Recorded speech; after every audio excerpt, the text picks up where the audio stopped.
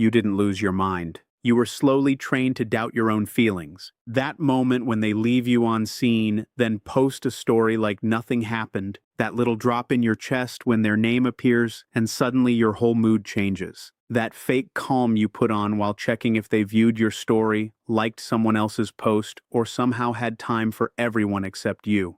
That is not being too sensitive. Sometimes it is what emotional inconsistency does to your nervous system. It teaches your brain to wait for relief from the same person who created the anxiety. And that is where emotional abuse becomes confusing because it does not always look loud. It can look like silence, mixed signals, jokes that cut too deep, promises that never become behavior. Someone acting close one day and cold the next until you start studying their mood like it is your responsibility to survive it. You were not stupid for caring. You were not weak for hoping. You were reacting to a pattern that kept pulling you in, then pushing you away. In this video, we are going to break down every type of emotional abuse hidden inside modern relationships, fake friendships, situationships, and the quiet power games people play when they know you care. And before you blame yourself for chasing, overthinking, or wanting clarity, understand this first. The real damage is not only what they did. It is what you started believing about yourself after they did it.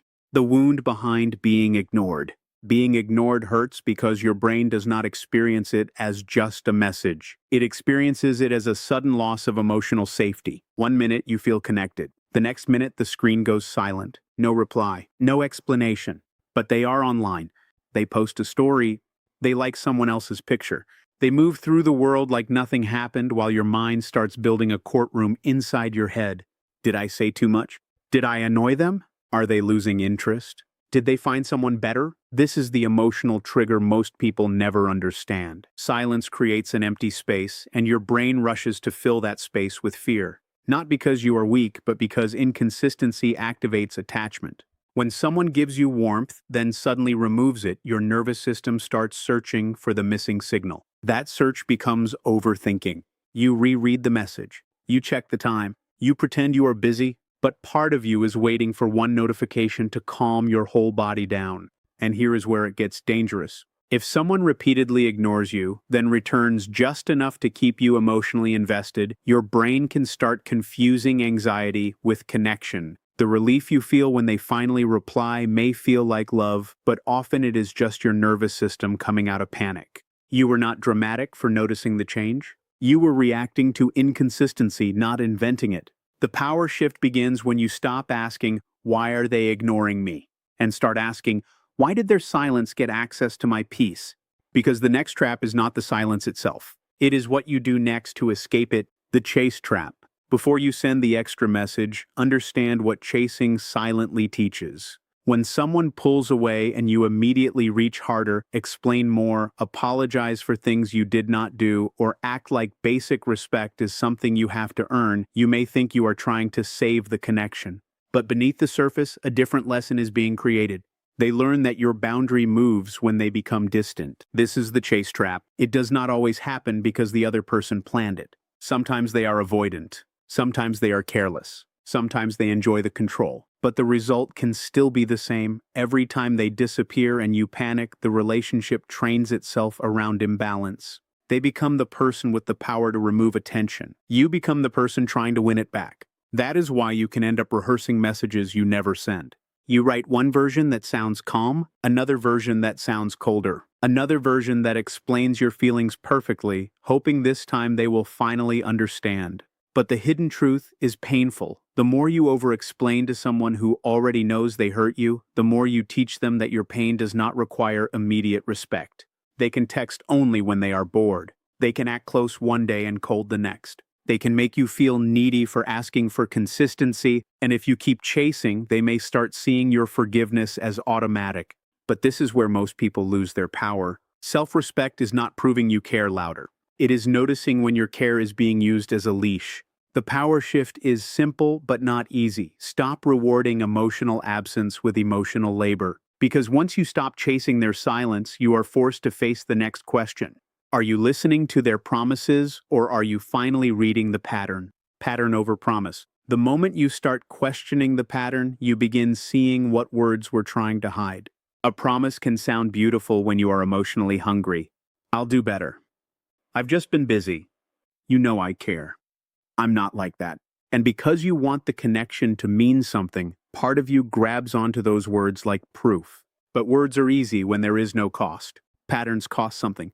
A person's pattern shows you what they are willing to repeat when there is no pressure to impress you. It shows up in the delayed replies, the sudden warmth after distance, the way they apologize but never adjust, the way they act confused when you finally pull back from behavior they kept choosing. This is where emotional abuse often becomes difficult to name. It may not be one huge betrayal. It may be small moments that keep teaching you to ignore your own evidence. They make a promise. You feel relief. Then the same behavior returns. You feel confused. Then they explain it again. You feel guilty for doubting them. And slowly, your mind starts trusting their explanation more than your own experience. That is the hidden mechanism. When someone gives you enough words to calm you down, but not enough change to make you safe, your brain gets trapped between hope and reality. You do not need to become cold. You need to become accurate. Accuracy means watching what happens after the apology. Watching whether they respect your limit when it is inconvenient. Watching whether their kindness only appears when they sense you pulling away. You were not wrong for believing someone the first time. But if the pattern keeps repeating, the pattern is the message. And once you finally see the message clearly, the next part becomes harder. Because now you have to face what the pattern did to the way you see yourself. When their silence starts rewriting you, the dangerous part is not only that they went quiet, it is what their quietness made you start believing. After enough inconsistency, you may stop asking, why are they acting this way, and start asking, what is wrong with me? That is where the damage moves deeper. It stops being about their behavior and starts becoming your identity. You begin shrinking yourself in small ways. You wait longer before replying so you do not seem too available. You hide how much something hurt because you do not want to look dramatic. You lower your standards and call it being understanding. You accept half effort because full effort started feeling unrealistic. This is how emotional confusion quietly edits your self-image. Someone ignores you and you start feeling replaceable. A fake friend excludes you, then acts innocent, and you start wondering if you expected too much. A situationship gives you closeness at night and distance in public, and you start questioning whether wanting clarity makes you needy. But pause here because this is the part most people miss. Your need for respect was not the problem. Your nervous system was reacting to being placed in uncertainty for too long.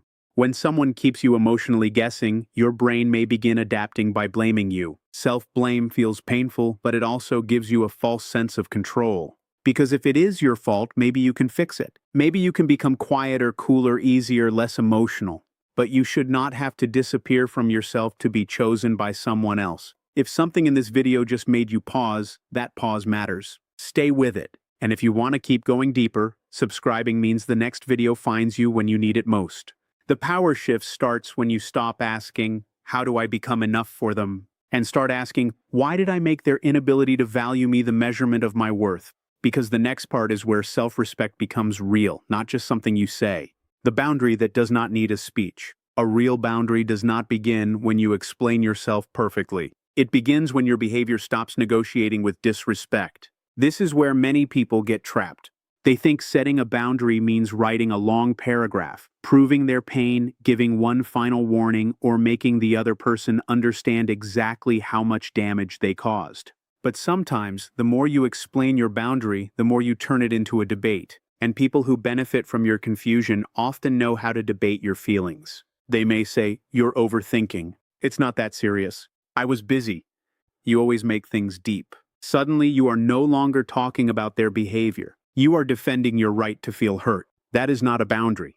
That is emotional court. A boundary is different. It is quiet. It is specific. It is connected to action. If someone keeps disappearing and returning like nothing happened, the boundary is not begging them to communicate. The boundary is no longer giving full access to someone who treats access casually. If a friend keeps excluding you then acting innocent, the boundary is not forcing them to admit what they did. The boundary is stepping back from spaces where your presence is tolerated, not valued. The hidden truth is this: boundaries are not about controlling another person. They are about controlling your availability to the pattern. You do not need to punish them. You do not need to become cruel. You do not need to post quotes, send cold replies, or perform detachment for attention. You simply stop making yourself emotionally available for behavior that keeps injuring your self-respect. This is the moment where silence becomes louder than any explanation, because when you stop over-explaining, they finally meet the part of you that no longer needs permission to protect itself. But boundaries reveal something else too. They show you who only respected you when you had none. When they come back like nothing happened. The return can feel more confusing than the silence, because when someone disappears, part of you starts preparing for the loss. You tell yourself you are done. You act unbothered. You try to rebuild your mood without them. Then suddenly their name appears again, casual and comfortable, like they did not just leave you alone with 1,000 unanswered thoughts. Hey, that one word can reopen the whole emotional loop. This is where many people mistake access for accountability. They came back, so it feels like maybe they care. Maybe they missed you. Maybe the silence meant less than you thought. But before you hand them your peace again, look closely at how they return. Do they acknowledge what happened, or do they skip over it? Do they show responsibility, or do they expect you to feel grateful that they reappeared? Sometimes the return is not repair. Sometimes it is a test to see whether the door is still unlocked. That does not mean every person who comes back is trying to hurt you. People can be avoidant, overwhelmed, immature, or emotionally unskilled. But your job is not to decode their entire inner world. Your job is to notice whether their return includes respect. Because if someone disappears, then comes back with charm but no accountability, the pattern is still alive. This is not about being bitter. It is about being awake. You can respond calmly without giving them full emotional access. You can be kind without becoming available again. You can hear them without handing them the same power they had before. The power shift is learning that someone's return does not erase the impact of their absence. And once you stop being impressed by people coming back, you start asking a stronger question. Do they deserve to stay? Detachment without becoming cold.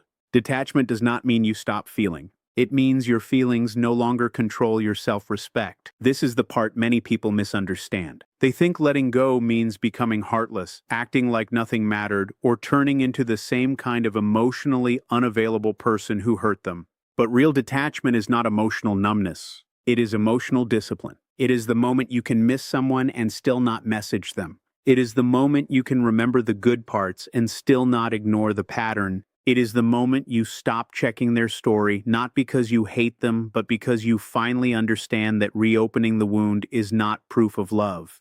When someone makes you feel replaceable, your first instinct may be to prove you are not.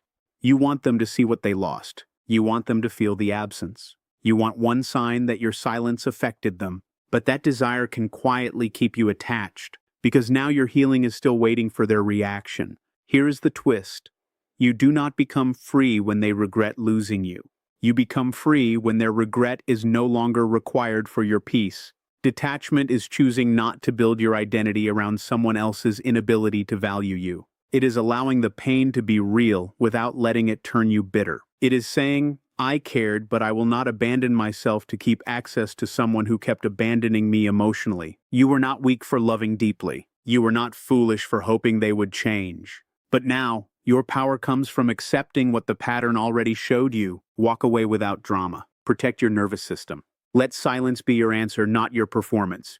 Because the final lesson is not about making them understand. It is about finally understanding yourself. The real lesson is not that you should stop caring. It is that caring should never require you to abandon yourself. When someone ignores you, confuses you, returns without accountability, or makes you feel replaceable, the damage is not only in their behavior. The deeper damage begins when you start adjusting your worth around their inconsistency. So stop begging for clarity from people who benefit from keeping you unsure. Stop rereading silence like it contains a secret message. Stop proving your loyalty to someone who treats your presence like an option. And stop confusing emotional chaos with emotional connection. Protect your peace before you protect their image of you. You do not need revenge. You do not need a final paragraph that explains everything perfectly. You do not need to become cold, cruel, or impossible to reach. You only need enough self-control to stop handing your nervous system to people who keep mishandling it. The strongest version of you is not the one who gets them to come back.